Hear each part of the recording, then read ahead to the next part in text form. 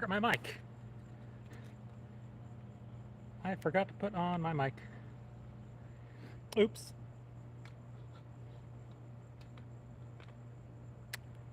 This helps. Hello.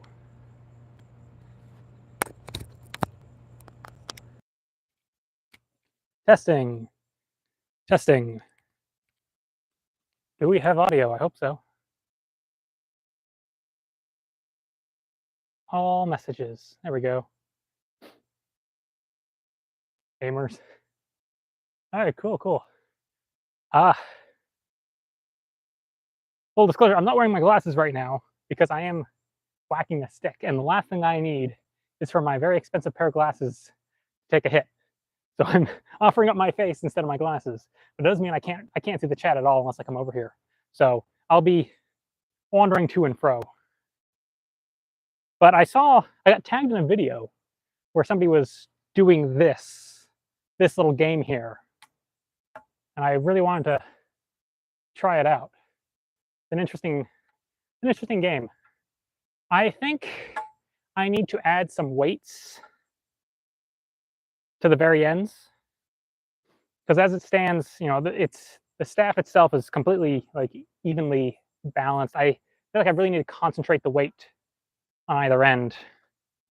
Maybe like, I don't know, just like wrap a cloth around it or something. Just, it doesn't need a lot of weight. Just something to shift that equilibrium a little bit. I mean, keep it. It's going to stay. You know, if I equal the weight here, it'll stay the same. But I'm trying to get a little bit more of that little like whoosh going. Because as it stands, I hit it and it kind of wobbles like this, which can work. Ooh. But I get into this sort of like this sweeping pattern like this, which doesn't really give me that much to work with. I need to get it more coming at me. But it always devolves into that vertically orbiting pattern eventually. And we're back into that orbit. So I got to figure out what I can do to help prevent that. Oh, we'll see. Ooh.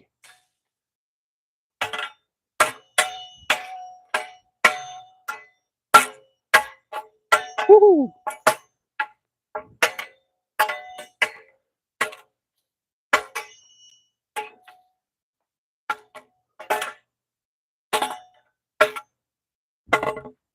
Ah.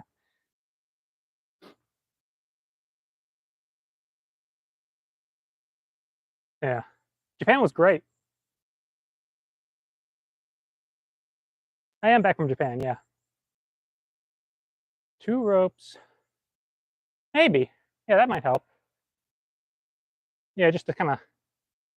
I feel like it's just going to end up getting tangled on itself, though, if I do that.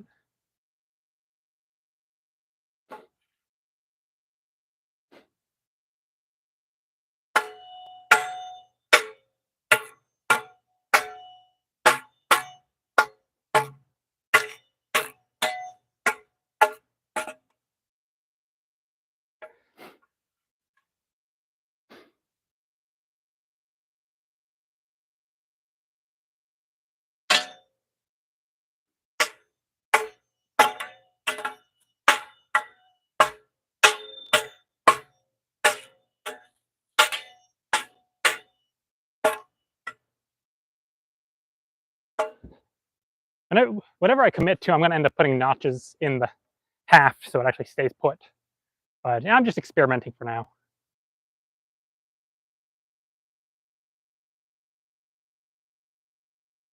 You know, I do have the ability to try this out. Let's give it a whirl.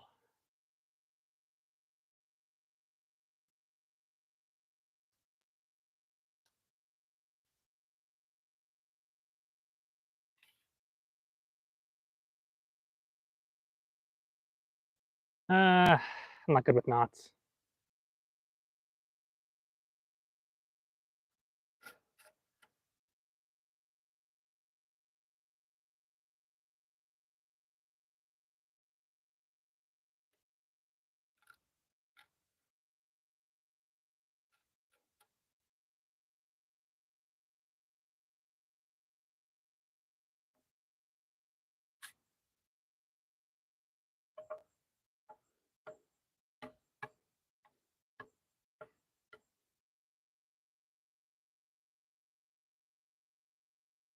Hmm.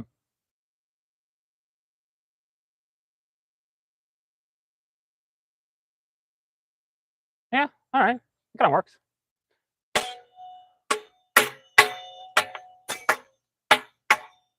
Woo. Yeah, that's working better. I just have to like stop it every now and then and unwind it, I guess.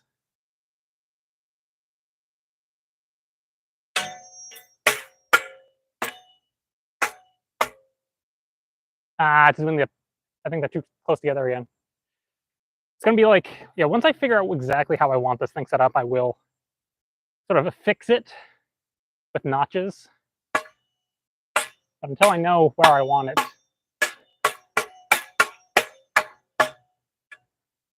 not gonna do that. Did I ever have a serious injury in any fencing? Uh, yeah, that. My finger doesn't bend all the way anymore.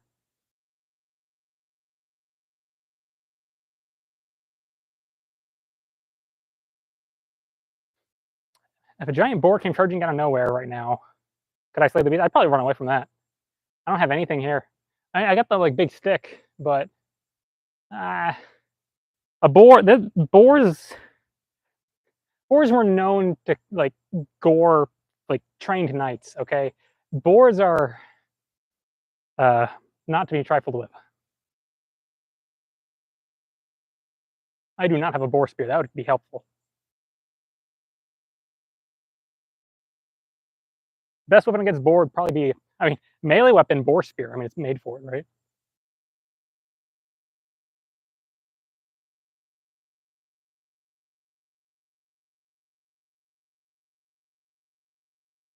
I am you. This is a um, Siggy fetish shirt, a Siggy forged fetish shirt, feather sword.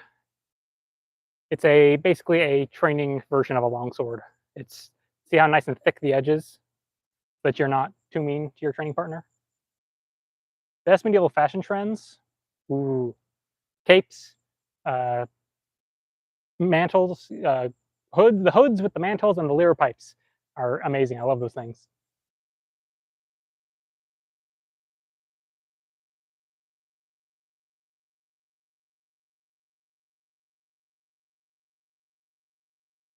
Tip is 500 to a stick. Oh, I don't know about that.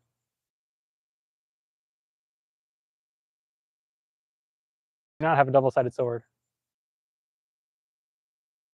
Hello.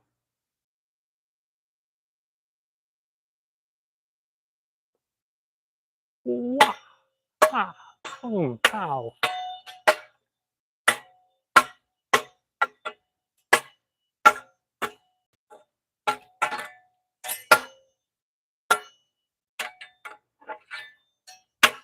I've swung it now.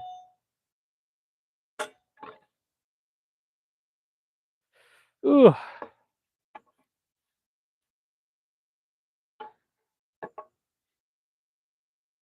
And what if I like super spread them out? What if we do something like that? That could be interesting. I'm also going to try something different. I'm going to go get the other goodies I brought.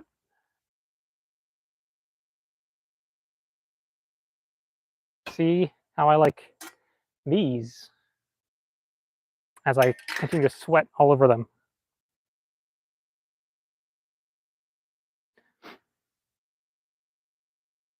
It's very warm out.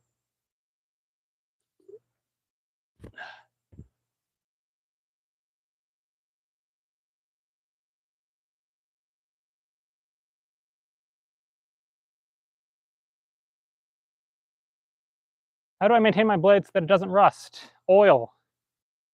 You oil it after every use. You wipe it down, then you oil it.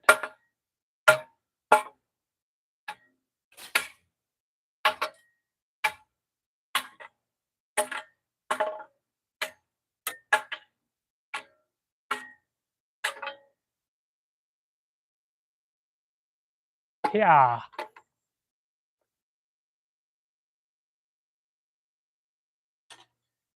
Mm. Yeah, I mean, I think there's a lot of promise to this. I just there are like so many ways you can make this into something like really cool. I haven't actually used the Great Katana yet. Hello.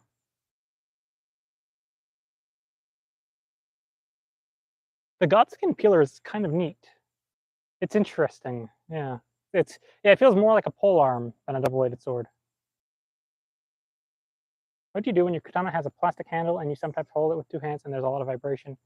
And you just, I mean, I, on one hand, there's get a better katana. The plastic handle is a bit of a giveaway, right?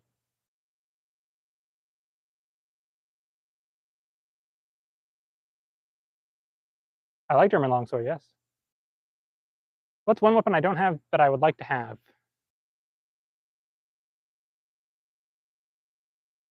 What's one thing I would like to have that I don't have? I'm going to include that to be one thing that I don't have that I'd like to have that I don't have on the way, because the answer would be what I have on the way that I don't currently have. But that's a surprise for later. What I don't have now that I would like to have, maybe like a partisan, or like a naginata, maybe like an odachi.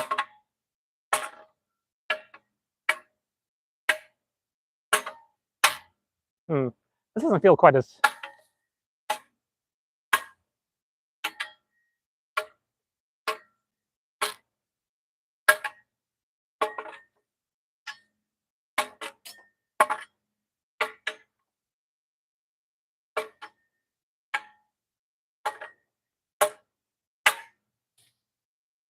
And I am feeling that all through the hand. Woohoo!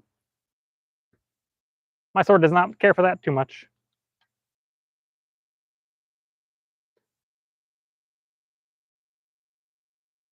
What brand of oil do I prefer? I use.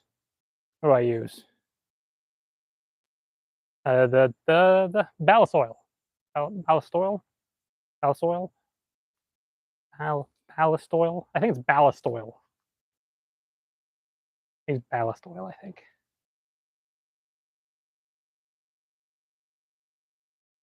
What was my favorite piece of Japan that I experienced? So the thing that stuck out to me the most was the water. It like I could not get over the water. And I don't just mean the fact that it's an island. I'm not landlocked. I've been to the ocean before. That's not it. It's the way in which, as far as I could tell, pretty much everywhere I went, water access, waterways, rivers, streams, artificial or real, like no matter what, everywhere you went in Japan, there was water. And I found that completely fascinating. Just, you could be in the middle of downtown and you turn a corner and there'd be a river. And it was nice. I could be up in the mountains. Water. Always water, everywhere. Everywhere there was water. I liked it.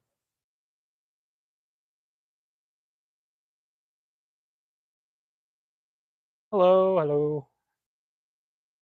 What's the best replacement for tatame mat training?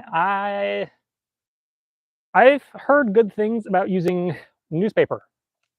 You get a whole bunch of newspaper, like a ton of newspaper, and you wrap it all up. You put like a very thin dowel in the center, and then you just take a lot of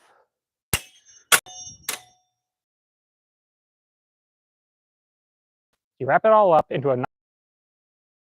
put a wooden dowel in the center of it, so 30 minutes, and then stake it at your cutting stand, and it gives you something that feels decently approximate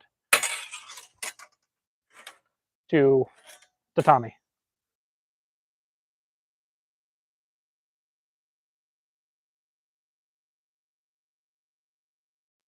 I didn't get to see as much sword stuff as I would have liked to, but there wasn't that much sword stuff to see that I went to. I checked out all the museums and stuff I could find on my way, and Odawara had some really good armor. Odawara had some of the best armor I saw. Most places I went had like a couple swords and a couple armors, except for Odawara, which had a whole display of armors, which was great. I'm really glad we went to Odawara. That was very rewarding. How do I feel about a longsword blunt versus fetter for sparring? It depends. Is it just a longsword that is blunt, or is it a sparring blunt longsword? That's a very important distinction, because a longsword that is blunt does not have nearly enough flex to be safe for high-speed sparring. If you thrust somebody with a blunt long, like look at the amount of, like, here. Let me get over to this angle here. So if I thrust into somebody and I put my body weight, look at that bend, right? I go boom, body weight, boom. That's the kind of bend you want out of your sparring sword. A blunt longsword is not going to give you, like, if it's made well, it can bend up to that point, but I will assure you, your partner is going to be feeling it long before your sword does. You will not get to that point. Your partner is going to get hit, and they're going to go over long before this bend happens. So for the safety of your partner, you don't want to do that. Now, a blunt longsword that is made for sparring will have that same amount of flex, more or less. Like, you'll still have the ability to flex the blade fairly easily.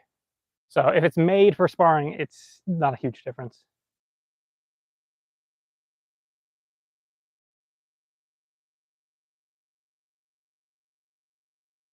There's not a lot, I tried answering this before, for your plastic-handled katana, there's not a whole lot to be done about the vibration. It could just be a factor of the quality of the sword, or it could be a factor of your grip. If you are finding yourself fatigued by the vibrations, it could be that you are gripping too tightly. If you're vice gripping your sword, every time you thwack it into something and you're like super tight gripped, all those vibrations are going to shoot straight into your fingers, into your knuckles, up your arm, and over time, those vibrations are going to wear you down. What you want is to know when to relax and how to, like, you squeeze, but you also loosen that grip afterwards. So you make contact. It also depends on what the contact, like if you're trying to actually cut through a target, you want to squeeze through the target so you get that nice blade travel, just through. You want that. So you're squeeze through, and then you relax. So you're relaxed, you're about to hit, you squeeze through, release. But when you're hitting something like a Pell, you're not cutting through it. There's no way I'm going to cut through this with my blunt sword. So instead, you can squeeze and then relax right before impact, and kind of take the hit out of it. And that'll also be good for your sword too.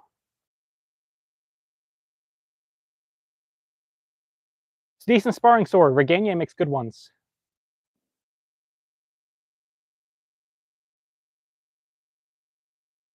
A combo with only, oh, okay. Combo with only false edge cuts. Demonstrate the infamous V-copter. The infamous I can't do this V-copter with only false edge cuts. I can do like half. I can do a half copter. I can do a copter on one side. Well, what's this? What the? Go away, Google. I can demonstrate this V-copter first, though. I'm just gonna turn this around. Okay. The infamous V-copter. The V-cow is a very funky cut. It is a cut that is delivered like this. So your hands, you normally hold the sword like this. V-copter, you hold the sword like, or this V-cow, you hold the sword like this, flat forward. So rather than cutting in this direction, we cut in this direction. So we come in, sword, thumb on the flat. The sword is basically horizontal, and it is coming in at that sort of more horizontal angle. The textbook way to do it is to leap out to the side so you can get good distance. Here, how to get this idea across well. I'm gonna put this here, a little bit of this here. Yeah, this will work. Okay, so let's say I'm squared up on my opponent like this. So they're facing me this way. They're trying to cut me like that, out my face. I don't want to get hit by that. So I back out to the side. If their cut comes down, I catch their cut, and we end up about like this. So I'm here, I'm about to get cut. Boom. I can catch, I can get my, you still want to get your body out of the way, because if I do it straight in, this usually happens. I stay safe, but my cut never gets anywhere. Worst case scenario, my sword collapses. But generally, you end up about here. You don't get a hit, they don't get a hit, it neutrals out. If you come off to the side, you get that wraparound angle. So I go boom, to the side. I get that. The V-copter is when you take this cut to its extreme, where you just go and you just go, right? The way in which people start to make those land is they start to go, how do they usually go about it? It's usually like, you don't start with a Zver. You start with a Zord usually for the V-copter. You go like that. So you throw in some feints here and there. So you open up with a Zornhau, you throw a Zverkow, you throw another, you feint it, you come back underneath, maybe you come up this way, maybe you woo, woo, woo, and you keep messing with it. That's an option. I feel like there's not much depth to this V-copter. Now let me think. Short edge combo. Cut. Yeah, that kind of works. I like that well enough. So my short edge sequence, if I was doing nothing but short edge cuts, I would start from Vexel, cut up with a beat, a sort of a beat cut with the short edge there. Beat, circle. So do the circle cut. So we short edge beat, circle cut, Zverkow, Shielhau, or Shuttlehau. Yeah, let's just say Shuttlehau, yeah. I guess you could turn into Shuttle. No, Shield, yeah. Yeah, that counts as Shield, yeah. So in full, the combo I would do with nothing but short edge, rising cut, Zverkle cut, Zverkow, get stuck on a tree, Shielhau, withdraw. Now let me get a little bit of distance here. 1, 2, 3, 4. All short edge. There you go. That's 1, 2, 3. What was that? 3 or 4 cuts. 1, 2, 3, 4. Yeah, 4 cuts. Are you happy now?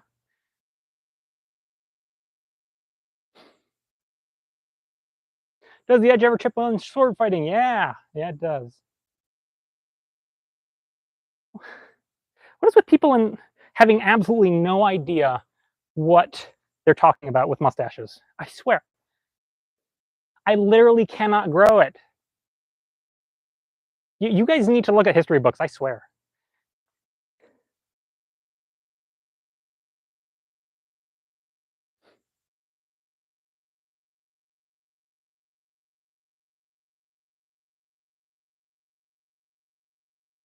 I do use spears.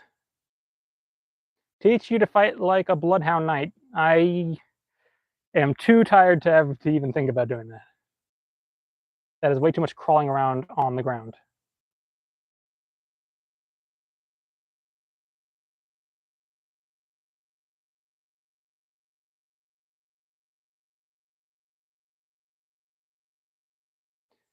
Just skimming. My favorite anime sword, the Gotland Island in Sweden. That's really far. I just got back from Japan. I'm not going anywhere for a minute. Hello.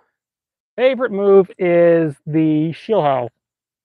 Or if you want to use Meyer's terminology, I think he's describing the Glutzau.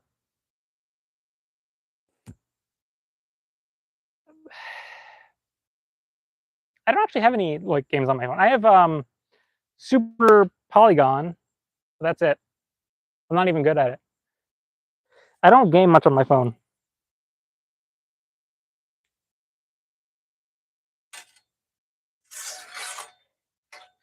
Didn't like that.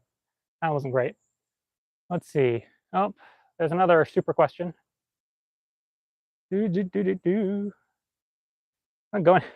I have no plans to go to Because I am super busy. I gave my itinerary earlier. I have GalaxyCon this week in Raleigh.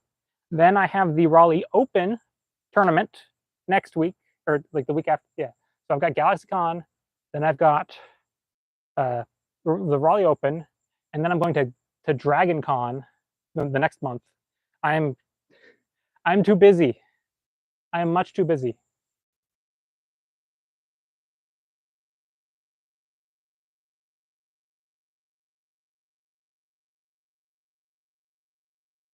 I had a different hairstyle. I mean, I'm just. I don't know if I really had a. I've had the same style forever. I'm just really wet right now. That's all. I'm very damp. How often do I do maintenance on my swords? Every time I use them, I oil them. After I'm done here, I'm gonna go oil them. Yeah, we're pretty hot right now.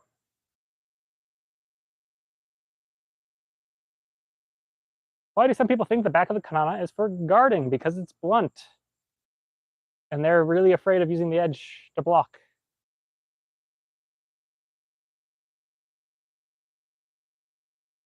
What is the best place to buy a longsword? Depends on what you want. Depends on what you want.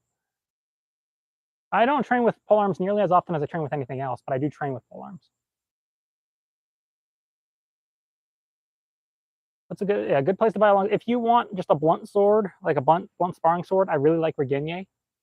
I find that they're a good economy choice. If you want a sharp sword, I've been really impressed with Valor Arms. It's Cult of Athena's sort of in-house brand. It's made by LK Chen. I have been impressed with every single Valor Arms sword I have ever bought. I've been very impressed with them. They're nice and affordable as far as swords go. As far like you'll still probably get some sticker shock from it, but as far as swords go, they're really good value for what they are. They almost always come with a scabbard, which is not something you usually get on swords with that price point. So if you're looking for a sharp sword, I always recommend Valor Arms. I'm just soaking just standing here. It's miserable. Hoi, hoi.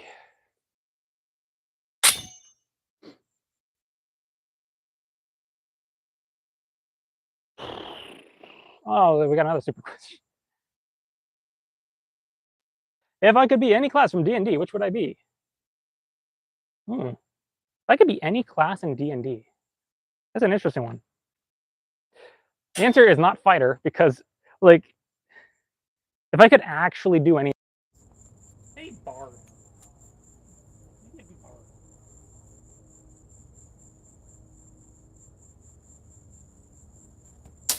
I'd be something that has magic, right?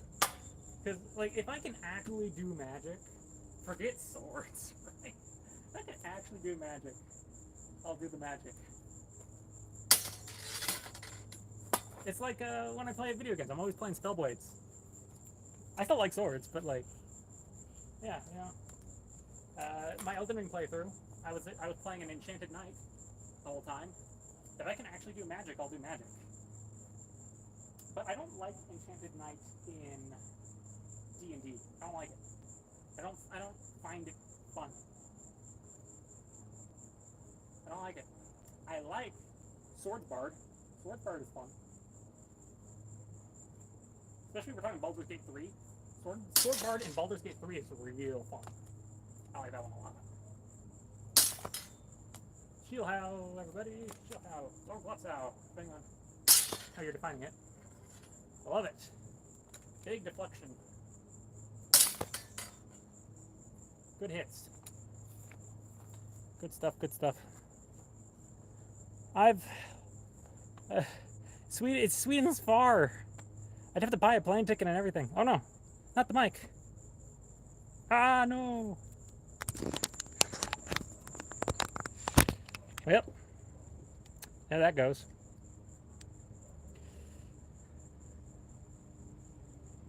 All right, we're back to the mic on the phone. So that's about where we're at. Oh dear. That limits my range. Did my D&D answer come through?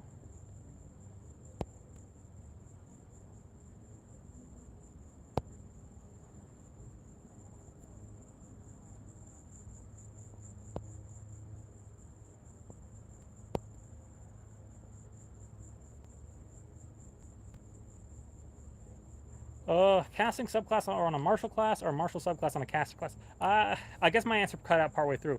So I like Swords Bard more than I like Eldritch Knight. Because the thing that gets me about Eldritch Knight versus Swords Bard is that my favorite fighter subclass is Battlemaster because the maneuvers are really fun. I like the maneuvers. I like that you get them back on a short rest. They're cool. They're like, you know, tiny little sword spells. It's like fun. I like it. Eldritch Knight, you get the cantrips, I guess, but it's... I mean, they can get up to the point where they're casting and using attacks in the same turn, I guess, but like... I keep forgetting that I'm getting away from the camera. Like... Yeah, I don't know. Eldritch Knight just doesn't do it for me. Sword Bard, on the other hand, Sword Bard gets you flourishes, which are basically maneuvers, and with enough levels, you get your Bardic Inspiration back on short rest, so then they really are just maneuvers. Sword Bard just has maneuvers. It's great. I love it. And you're still a full-fledged caster. You can do all the cool casting stuff.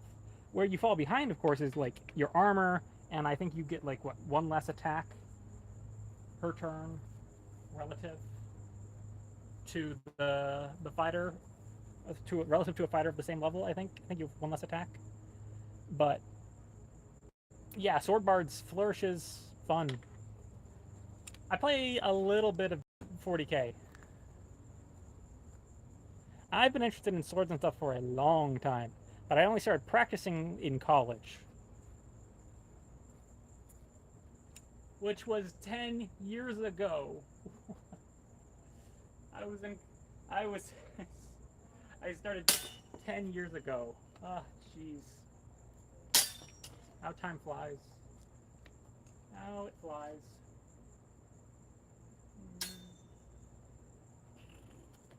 Nah, I whipped it. Yeah, that's okay. That works.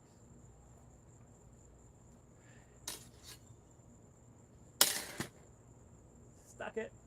Look at that. Stuck it.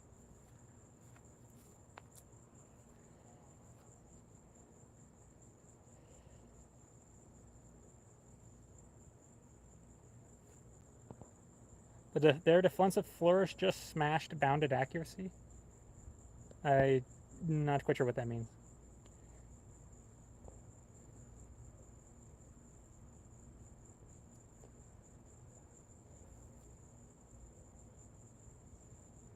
Dequitum? No, I'm not familiar with that. Sparring with historical European harness and weapons versus Buhurt. I will always prefer the harness secton, personally.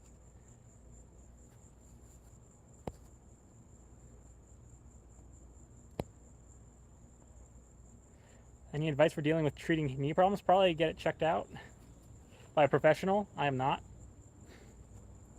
I had knee problems, still do. I went to physical therapy. It helped. Like, seriously, medical professionals are where you should be going, not me, Mr. YouTuber.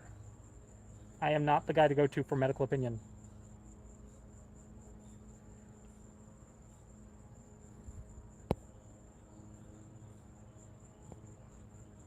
When's the collab with Sellsword coming? I don't know. We've talked about it, but the problem is he keeps moving, and he keeps moving further away. So, because now he's down in like Texas, I think. I think he moved to Texas. That is a hot distance away from me.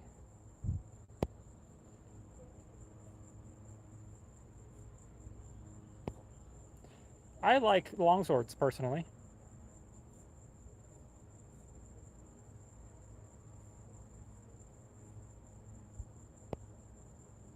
Yeah, I know how the defensive flourish works. I just I'm not familiar with the term bounded accuracy. That's the part I'm not familiar with. The fun part with it is what I did in my own playthrough with my own campaign is that I took like one level of fighter to give me like second wind and then shield proficiency. So now my sword bard is doing the duelist fighting style. That's like you get a bonus. I think you get like a bonus to AC when you're one-handing a sword, and you have no other weapon equipped. But it says nothing about shields. So then I equipped a shield because I have that one level of fighter. So now my AC is like cuckoo high, and then I use defensive flourish on my already high AC, and I can just I become the tank of the group, which is a ridiculous notion that a bard is the tank, and yet with one use of defensive flourish, I'm now the tank. It's wonderful. I love it.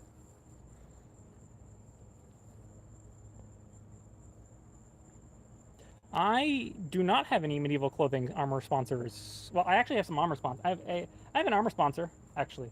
I do not have any clothing sponsors. Medieval clothing sponsors. I'd love to try on some medieval outfits if people want to send them to me. Can I test the media trope of less armor equals faster by sparring once with? I mean, I can. You don't have to test that out. Yes. Being unarmored is faster than being armored. I mean, it's.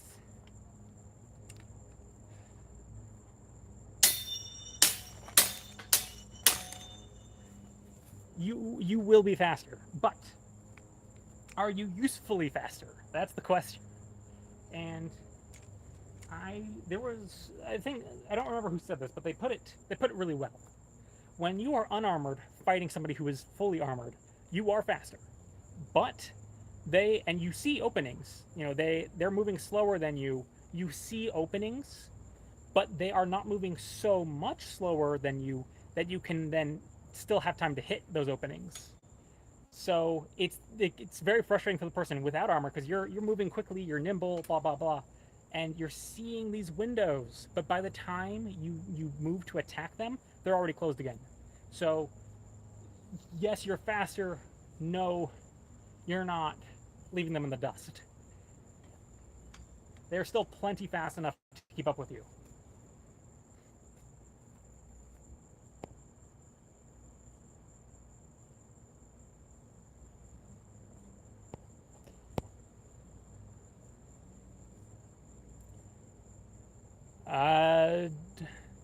That depends. So dueling, depending on when you are, is often ruled very heavily by ideas of fairness.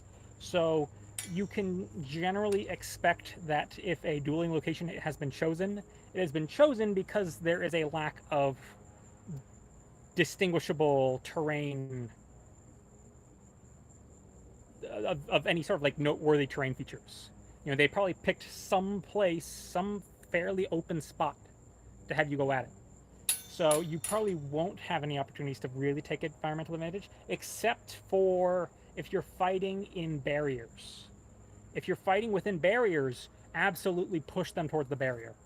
If you can corner them, you have control of distance. If they're, this happens all the time in Buhurt, all the time. Except in Buhurt, it's a little different because in Buhurt you often want to be on the barrier because in Buhurt it's about getting knocked over, right? So if say, if I've got say a barrier and the rule set that we're fighting under is knock the guy over, and I'm at a barrier and I can like get on that barrier and I can just like lock in. I can just be braced against it. That's a great place for me to be. If I'm sword fighting with sharp things and any hit could be the end, this is the worst place to be. Because now, if somebody comes at you, you have nowhere to go. You are stuck.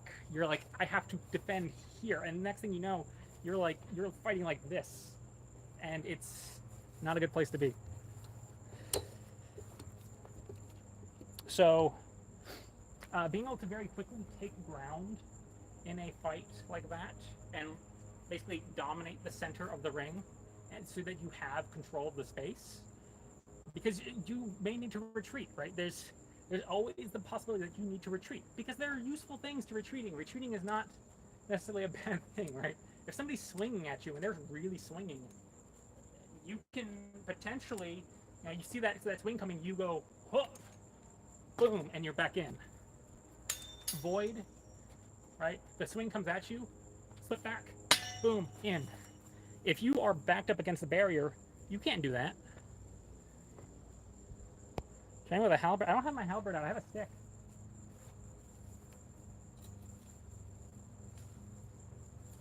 This is the best I can do you. I have a stick. Close enough.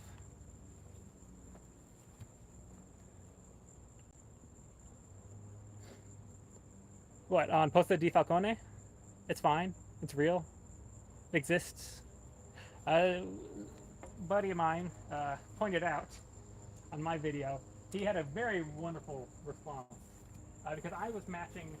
I just kind of very quickly against the Posta di Falcone thing. I was saying like this for Posta di Falcone, which is how they show it in the movie, because I was trying to be clever and like screen match the movie. So I did it like this, which is basically Vomtog. But the real Posta di Falcone is held right foot forward over the right foot. So I was left foot forward, holding it over my head. The real Posta di Falcone is right foot forward, holding it over the right leg. So this is the actual Posta di Falcone over here. So I didn't do that part right. But yeah, either way, either the real Posta di Falcone or the movie Posta di Falcone, which is actually like Vomtog from the day, this is fine. It's a perfectly fine guard.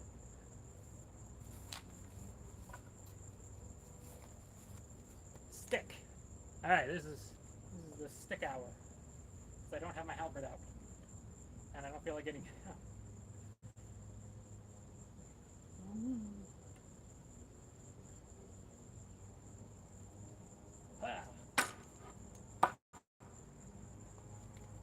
Clear. As always, when it comes to halberd fighting, generally speaking, you want to clear and then hit, because the last thing you want is to not clear, or to like. It's so easy to disengage and stab. Oh geez, instant Brazilian wax. Ow.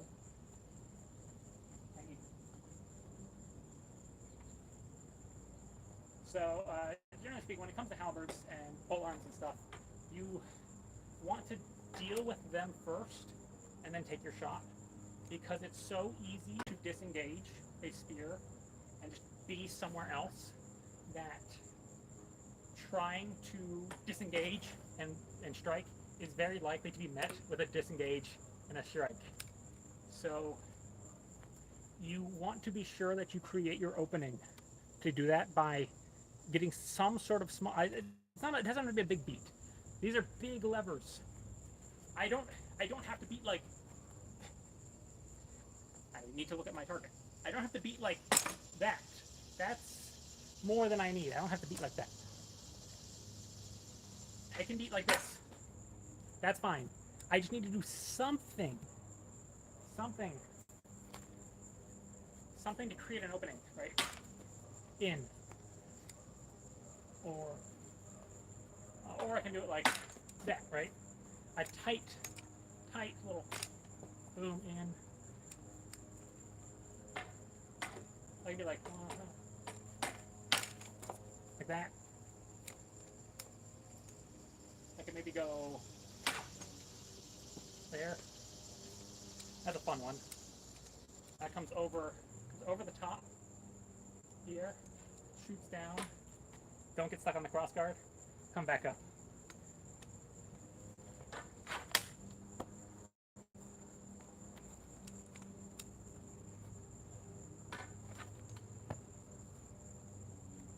Fun times. And then if we're talking about a halberd, which I, again, don't have, my apologies, you wanted a halberd, but this is the best you're getting right now. If I had a halberd, oh look, a halberd. If I had a halberd, those could include all the same things we were just doing. But they can also include rips and tears. Right? I could rip with my... It's very hard to do this with a floppy sword. So I can come through, I can grab, I can rip, and then I can come through like that. Generally, your rip would be better. You can also push. So I could come underneath, push, in, like that. Options. Bunch of options.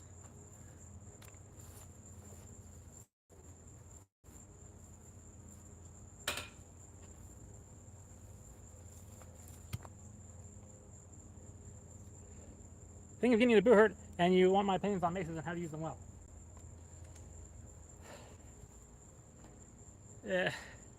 There's not a whole lot to them. There's not a whole lot to maces. They're fairly straightforward things. If you learn, if you can sword fight, you can use a mace, kind of thing. You are driven more by momentum. So, you're not going to be able to start to stop like you can with a sword. A good sword, if I've got a sword or whatever, I can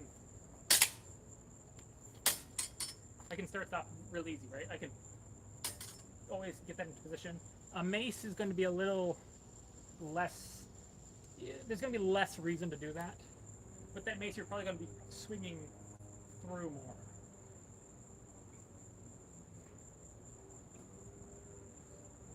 So trying to get your hit,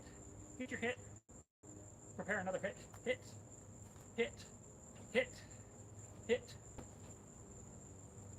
And of course, if you really clobber them, then you're stuck, right? You hit them, pull off, come back again. The only time you're really expecting to stop somewhere with that mace is if you have like hit and been stopped. Otherwise, get that mace back into position. Woo.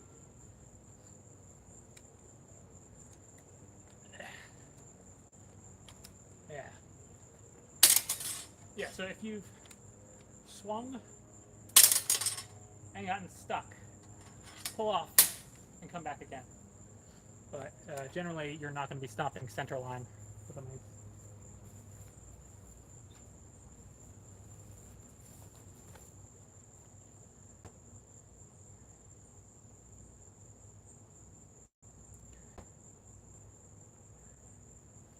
As a 5'6", 100 pounds lefty, being a lefty is very interesting.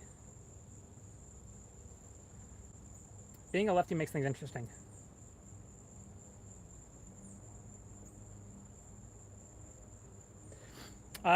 With a mace, your shield's going to be your best friend. That shield's going to be very... when I watch like Boo-Hurt fighters fight with basically mace and shield, it's a lot of 1, 2, 1, 2, 1, 2, 1, 2. They get into this sort of like hit block kind of rhythm. So they've got whatever their shield they're using. They go for a hit, they go for a block, they go for a hit, block, hit, block, hit, block, hit, block, hit, block, hit, block, whatever. That's kind of the tempo you're going to get into when you have like mace and shield. It's just boom, boom, boom, boom, boom, boom.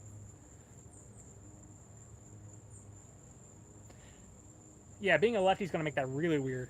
If you're a lefty and you're doing that too, and it's like really weird. Now you're both blocking and hitting on the same side, or you're both blocking on the same side and you're hitting on the same side, which makes it really weird. If you are this is just a general rule of thumb. If you are, but like regardless of what you're doing,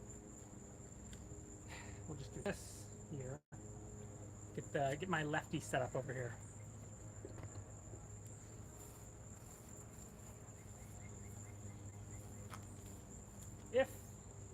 If you are right-handed versus a left-handed, your optimal target is going to be counterintuitive. Your optimal target when you are righty versus lefty or lefty versus righty is their sword arm, not their other side. That seems counterintuitive, I know. It's like, why wouldn't I attack the side that's more open, right? If they're here, don't I wanna hit there? But now, what you want is, because your strongest cut comes from that dominant side, so your best cut is to cut at their left side. This is your strongest cut. This is your weaker cut. Stronger cut, weaker cut. It's more deep than that, because that's not a very good reason in and of itself, but it combines.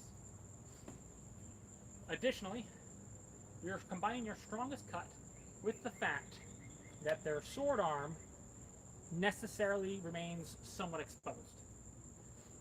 You know, if they're faced up like this, if they're standing like this, then oh yeah, right? Like this. If I'm standing like this, open, hit that. If I'm standing like this, I'm more protected.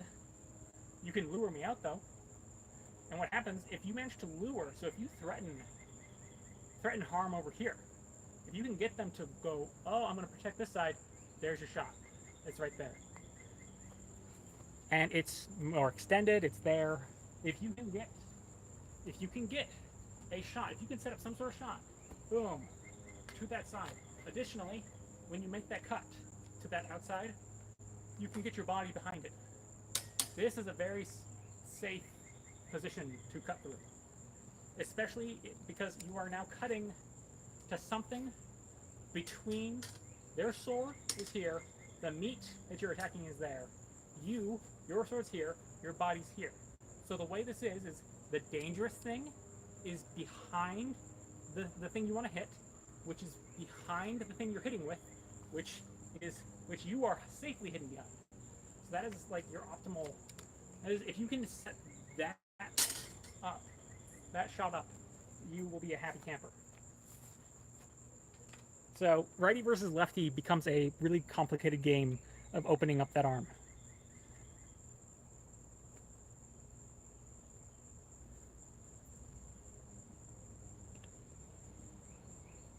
Yeah, the shield, if they have a shield, that makes things even weirder.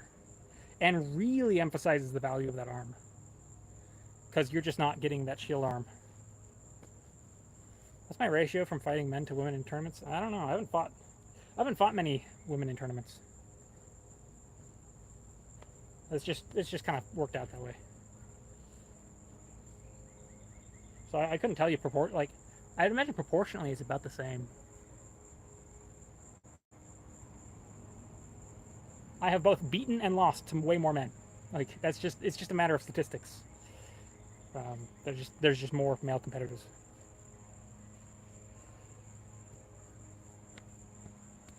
What techniques do I find to have the highest win percentages in HEMA tournaments? Handshots.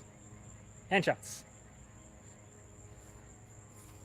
What are any downsides I see to having a weightless blade? So many disadvantages to a weightless blade. Incredibly, so many. A weightless blade, if your blade has no weight, that's not going to happen. You need weight. You need mass. Right? Like, swords are light, but you still need mass. If you have a weightless blade, and you go... if you have a weightless blade, it's just going to be this. Somebody who has mass in their blade, and you come in with a weightless blade, you just... That's that. You need mass. You need mass when delivering beats.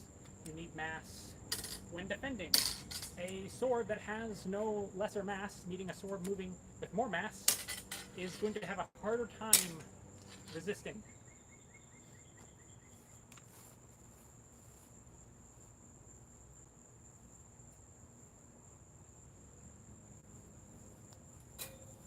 Of course, this all exists in a balance. You don't want a sword with so much mass that you can't move it quickly. So...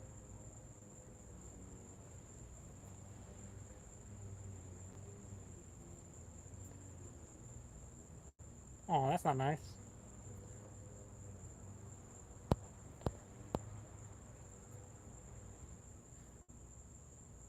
I'd say thrusts are up there too. No, thrusts are definitely up there. I think...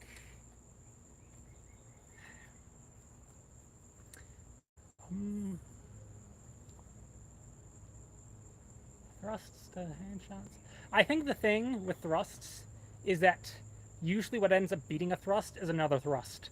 So, whereas hand shots can get like parried off, and then that's just generally the end of it. If you parry a thrust, the next thing that happens is usually another thrust. So a thrust. If you try a thrust, somebody is going to get stabbed. Generally, that's like the game, right? So if say they start stabbing at me, I'm like, oh no, I'm gonna get stabbed. Uh-oh, you got stabbed. So thrust against thrust just makes more thrust happen.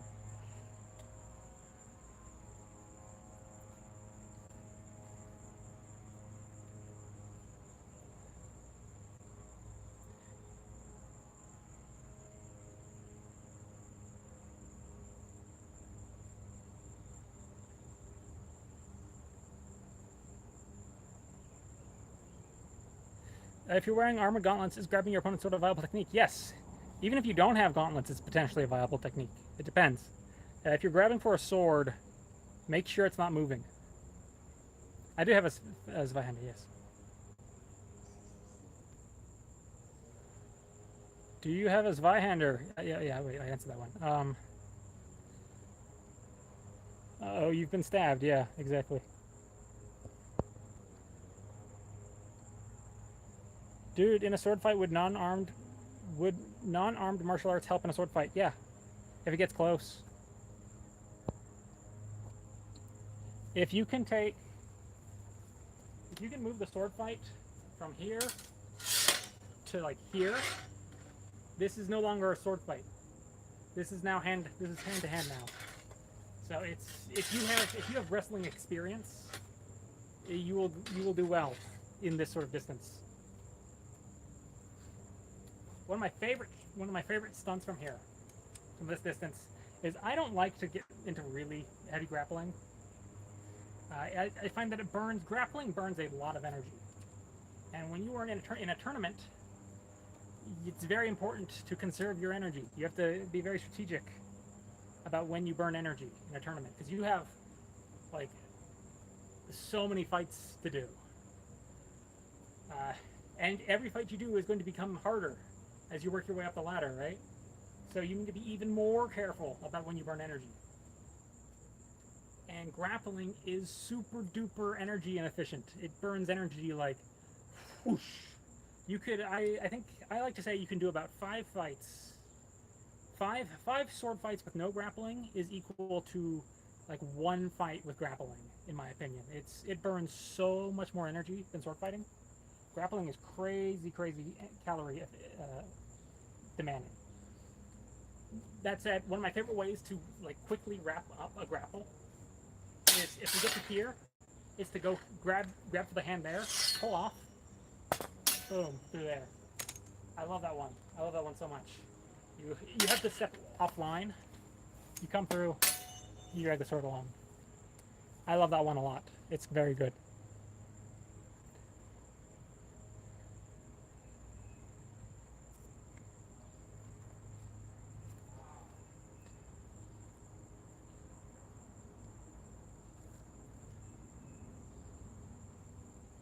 Yeah, energy consumption is crazy.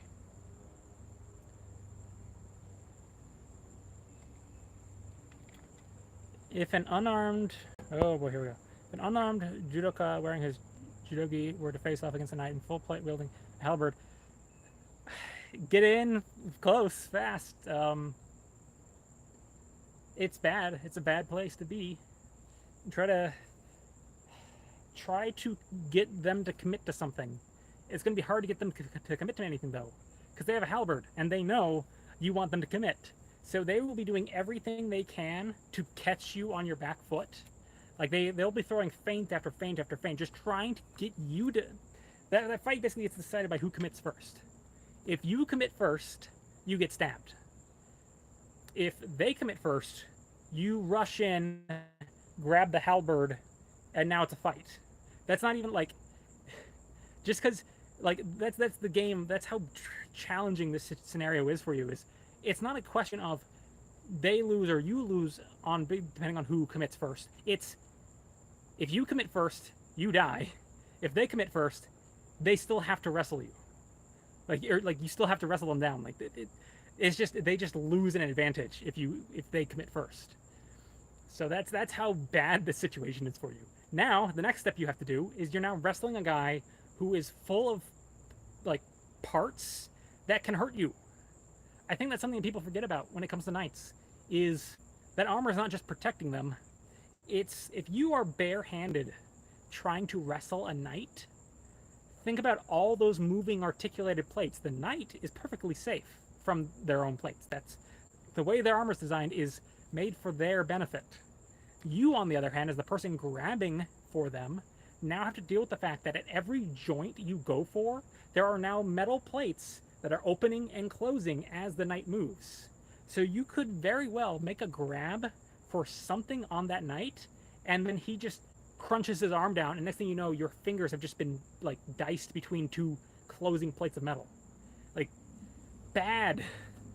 So you have a hard situation ahead of you, right? Even if you can get close on the knight, just touching the knight is dangerous.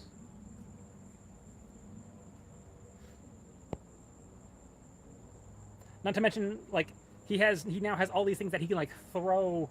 You know, he's got gauntlets. He's basically got brass knuckles. He can just start clobbering you with those things.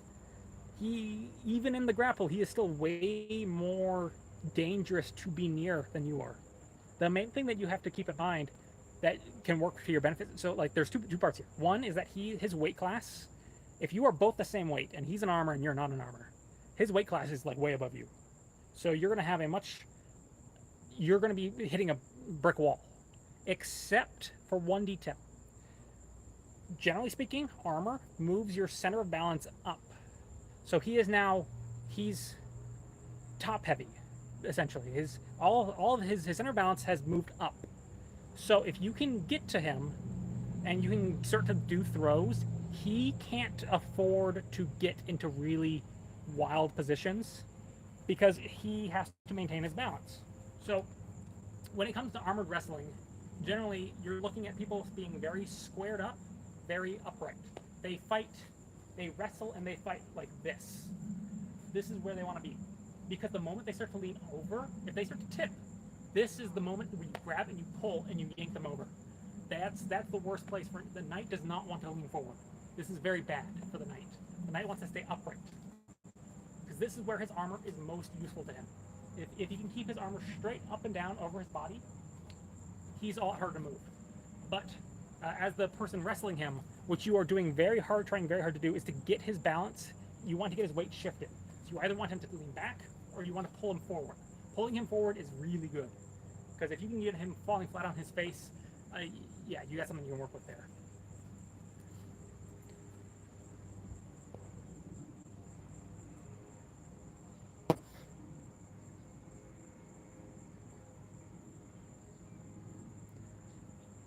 Yes, it's very common for my handle to get here. What happens when I fence is I'm usually holding the sword about like this. So my hand is usually down kind of like here, and then my lead hand's up here. So you can see from the damage on my sword, the damage on my handle is everywhere where my hand isn't. So I get a lot of hits right here, and I get a lot of hits right there, because my hand is not covering it. So yeah, when I fence, I'm usually here.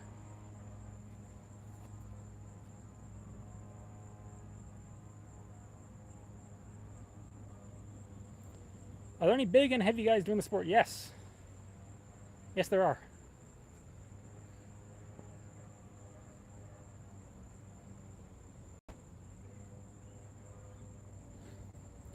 Oh.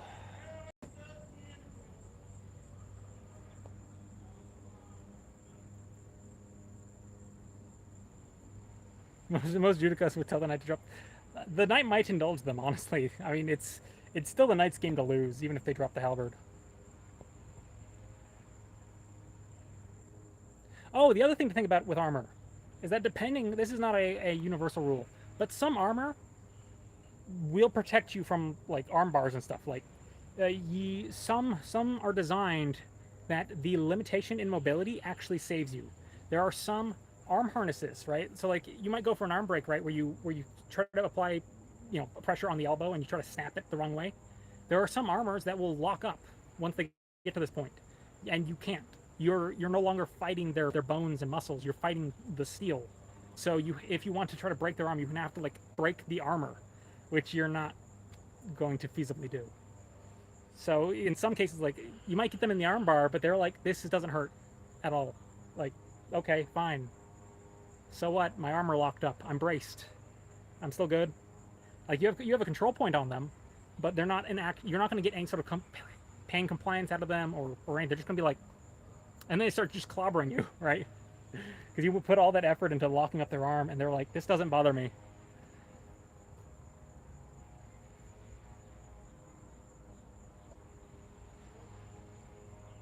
What's the craziest technique I've ever seen work on a tournament?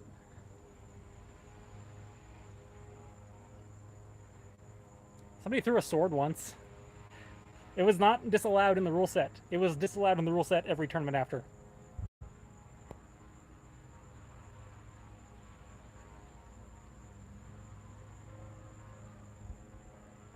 Let me catch back up with chat. I've fallen behind. Oh, I'm glad to hear that you're enjoying your mustache. I have used mail, yes. Do I endorse the Mordhouse dog situationally?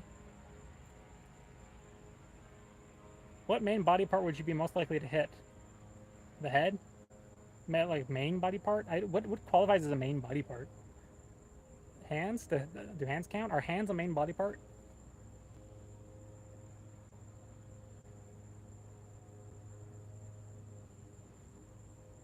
I got that sword. Get some water real quick.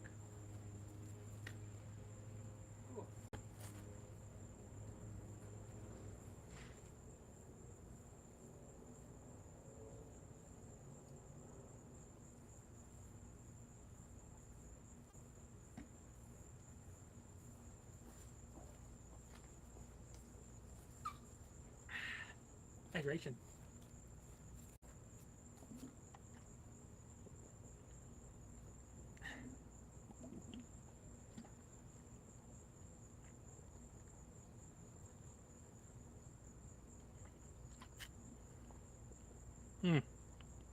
It's pretty warm. It's cooling off though. The sun's going down.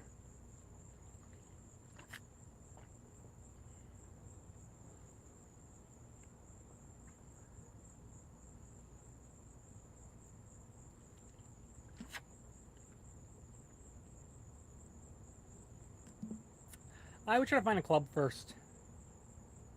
You might be able to get some loner gear, because you should see if you like it first. Some people like the idea of it, but they don't actually like the practice of it.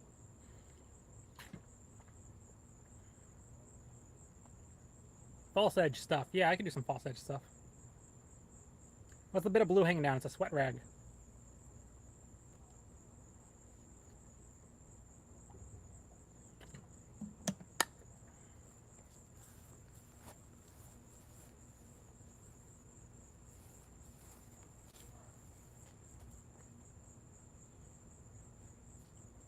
Okay.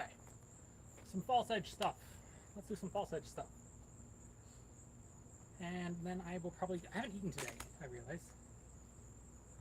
That might explain why I'm feeling fatigued. I had a cookie, I think. I think I had a cookie.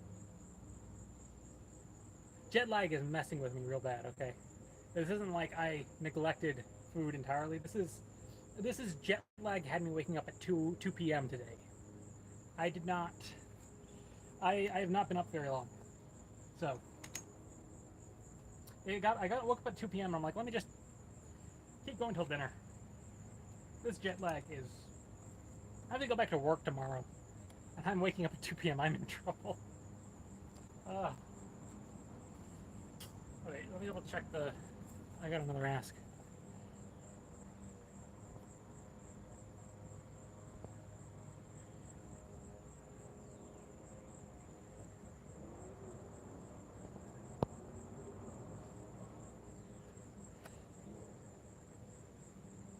And no, it is not pre-recorded.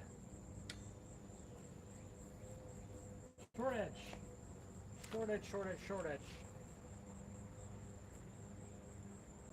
my sword is sweaty. I am sweaty. My sword is sweaty. My hands are sweaty. I am tired. Short edge. Let's start with shield howl. Boom. In. Short edge cut. It is a turn, or depends. Okay, I can actually, let's break it into two. Let's do the Meyer way. Meyer shield howl. This. You gather the sword onto your long edge, and you flick your short edge onto their noggin. So we start with the long edge facing forward. We turn, catch, hit. Like that. So you crack that down onto their head. My nose is really itchy. Shield howl. Let's howl, glancing cue, works kind of the same way.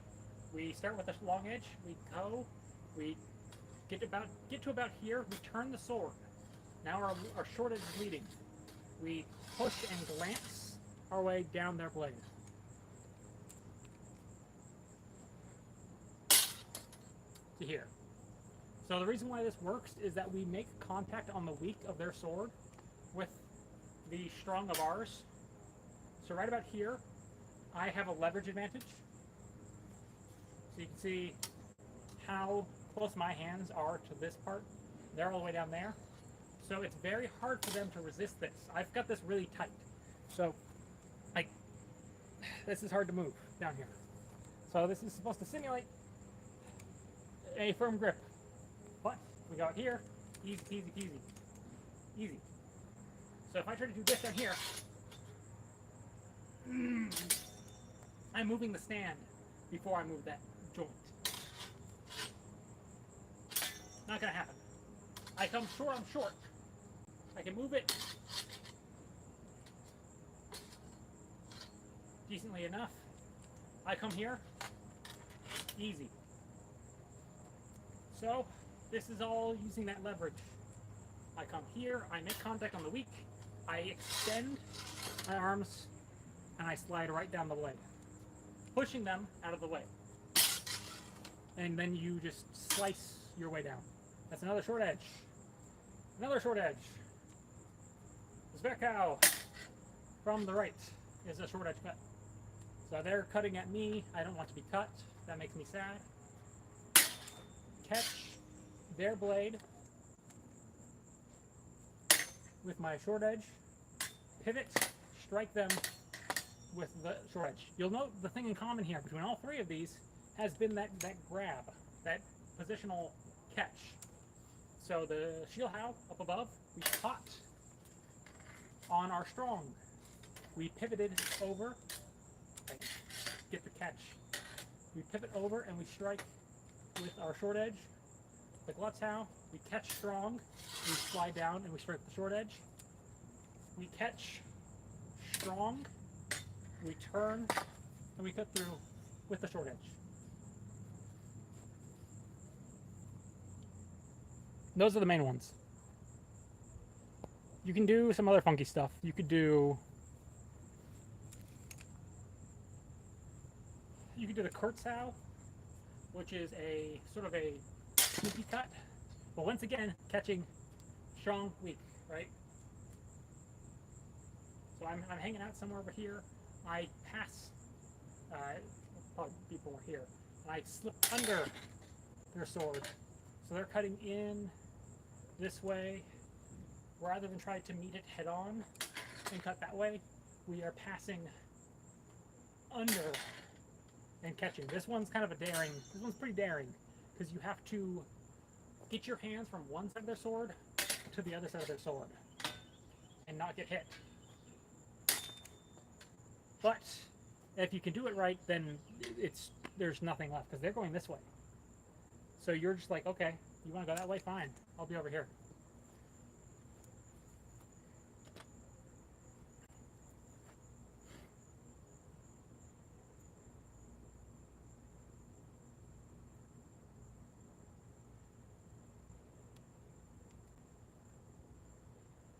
Whew.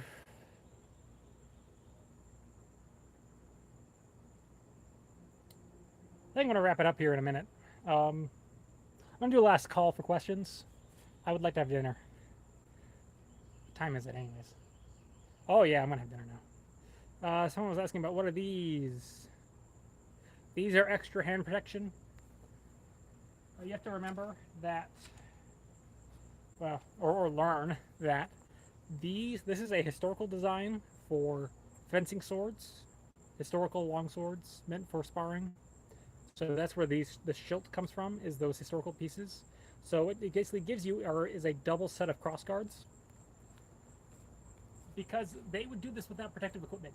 They would just do this unarmored. So what can happen is it can catch on these lugs, and it makes that happen further out. So it keeps, if it happens there, my hands are that much safer. As opposed to here, which they're still safe, right? But depending on how that goes, if you can see here, if I catch it there, there's a potential that it wraps over and hits my hand. This, catching it out here, buys me a little bit of safety.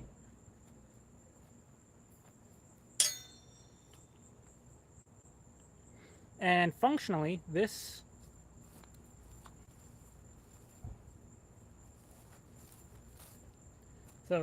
is doing the same thing that this does. Look at that. They're almost the same length. Look at that. So both of these achieve that. So if I'm using this sword, same thing happens. I can catch, because some people sometimes ask, they're like, that seems super useful, why didn't more swords have it? It's like, they did. It just looked different. So yeah, I can catch the blade further out from my hand and stay safe.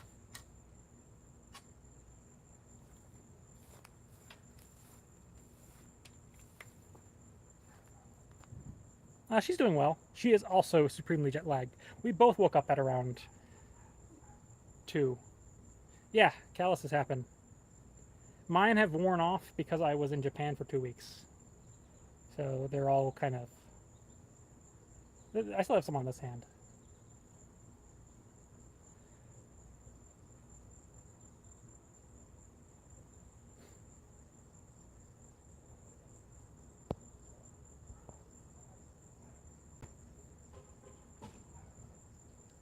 Fighting a lefty is different. Things don't work the way they're supposed to.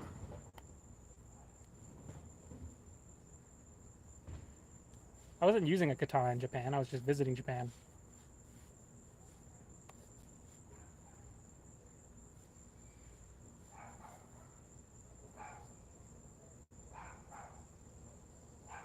Glad I could help. Your left hand, how would... So I was talking about earlier, the main thing that the being lefty does is it puts your strong sides on the same side. So generally speaking, what you end up with, if you are right-handed versus right-handed, and you both give your strong cut, so my strong cut happens, their strong cut happens, we both cut our strong cuts, because we're both right-handed. We hit about here and we neutral out. That's normal. However, lefty versus righty, we both throw our strong cuts. One of us ends up behind the other. Either I go first and they end up behind me, or they go first and I end up behind them. That is bad for one of us. So from that fundamental predicament that both of our strong cuts do not cancel each other out, but rather one will supersede the other, changes everything. Oh, there's something really bugging it. Yeah, unfortunately my mic's been dead, so that's also part of the reason why I'm wrapping up the stream, because and nobody can hear me when I go over to demonstrate.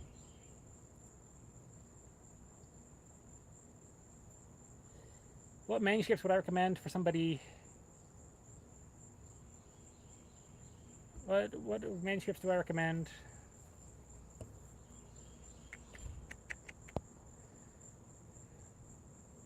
For people just starting out with longsword, I think reading Meyer's introduction is really valuable. I love Meyer's introduction.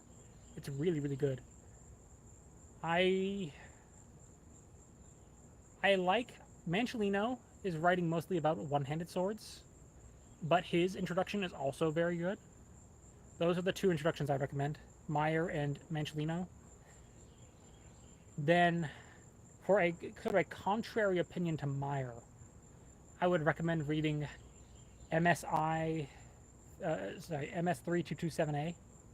I recommend that as well. And then if you want to start digging into doing longsword, Ringek has been very well covered. So that's pretty easy to get into.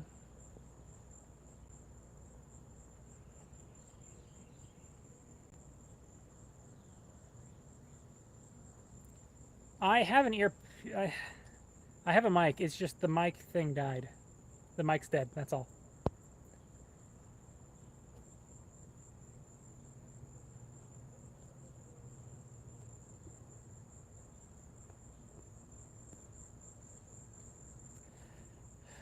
Learn to fence the sword that interests you most. Don't take my recommendation. Do what you want to.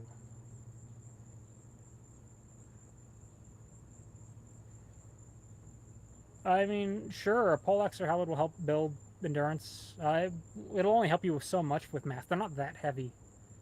So, you know, you're not going to be putting on that much mass.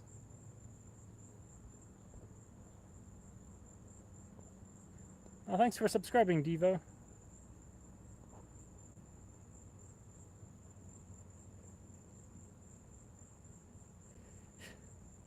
No, see, it wasn't broken. It's just out of juice. You gotta cast. You didn't instant repair doesn't work. You have to cast instant recharge.